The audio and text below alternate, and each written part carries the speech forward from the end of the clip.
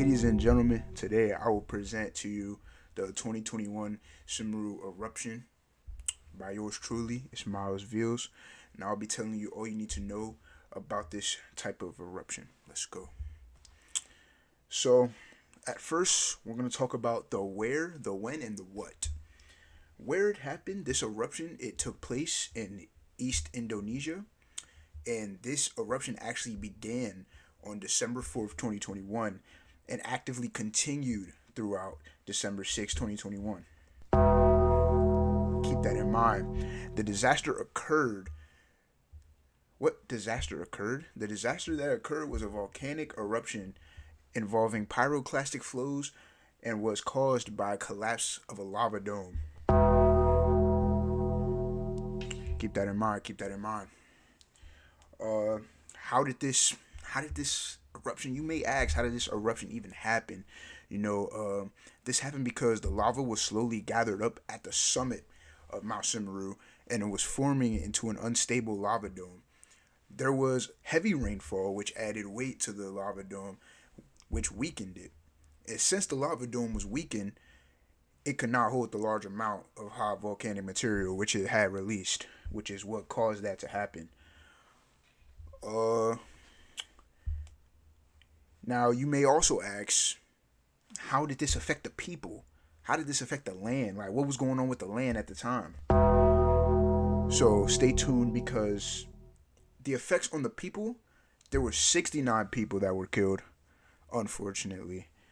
Many by the pyroclastic flows. There was no exact count on how many were injured, but it was said to be hundreds of people that were injured due to burns, hot ash, and all types of gases. The damage to the land, many homes and villages were burned by hot ash, rocks, and mud flows. The roads and bridges of the land were cut off or heavily damaged. In East Indonesia, people had many farmlands and crops that were covered by ash and mud, making that land unusable. Now, you might also ask yourself, what was the aftermath? What happened after the disaster? So basically, what happened after the disaster, there were long-term effects and recovery. The aftermath of the volcanic eruption took a long time for people to recover, and many villagers were displaced long-term due to loss of livelihood. Villages were permanently damaged, and the reconstruction of homes, roads, and bridges took months and even years to rebuild. And COVID-19, I know y'all remember that. COVID-19 added complications to this process. And since this was in 2021, they had to abide by rules being protective of this COVID-19, which was difficult. Shelters were overcrowded, which made social distancing almost impossible. And between COVID-19 and the actual volcanic eruption, the healthcare was limited due to medical services having their hands tied. So many people did not receive medical service that they needed, which is saddening for the most part. And you may also think, Miles, what about the technological advances and preparations for if this were to happen again?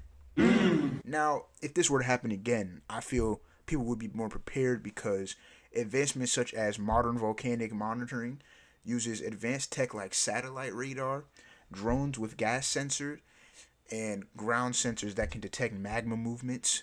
This lets people know that beforehand that the disaster is going to happen.